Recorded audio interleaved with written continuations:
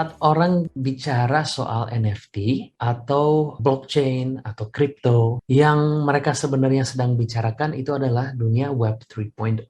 Nah, kalau saya harus jelaskan, by the way, semua slide-nya ini bahasa Inggris, tapi saya akan bahasa Indonesia. Saat kita bicara dunia web atau internet, dunia internet itu mulai dengan Web 1.0, di mana kita sebagai audience hanya bisa read. Maksud saya begini, zaman internet, waktu pertama internet muncul, itu kita hanya bisa membaca apa yang ada di internet. Jadi contohnya, ada developer, dia bisa buat website, dia masukkan informasi, dan interaksi kita terbatas dengan hanya membaca informasi yang ditampilkan di website itu. Nah, ini sangat berguna kalau misalnya kita sebuah perusahaan terus memasukin website kita, atau misalnya news agency yang mau keluarin artikel, sangat-sangat berguna. Habis itu datang Web 2.0, di mana kita bukan hanya bisa read, tapi juga write, yaitu di mana kita bisa saling berinteraksi. Nah, ini sampai sekarang dunia paling terkenal internet itu Web 2.0, karena kita saling berinteraksi ya. Jadi contohnya saja, ini sangat penting kalau misalnya di news agency ada berita yang keluar, kita sekarang bukan hanya bisa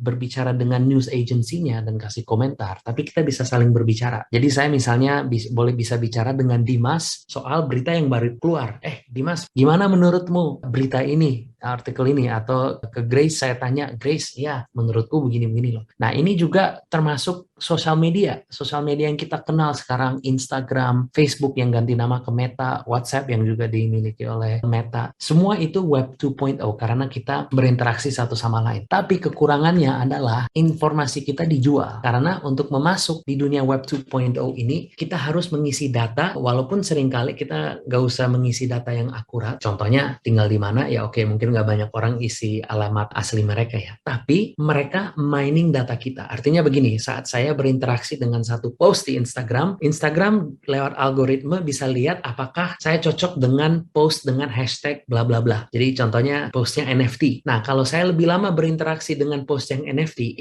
Instagram akan mengambil data itu dan akan menjual data itu ke perusahaan-perusahaan supaya mereka dapat revenue. Dan sebenarnya kita memakai jasa itu gratis, tapi sebenarnya tidak gratis karena kita menjual informasi kita. Nah, jadi datanglah Web 3.0, dunia di mana semua informasi kita, pribadi kita, itu anonim, 100% anonim. Dan ini sangat penting karena dari Web 2.0 ke 3.0 banyak expert percaya bahwa ini adalah masa depan dari internet. Jadi bukan hanya soal harga Bitcoin berapa ke rupiah, bukan soal harga Ethereum berapa ke rupiah atau Tezos atau yang lain, tapi soal informasi kita, soal cara kita akan berinteraksi dengan internet di masa depan.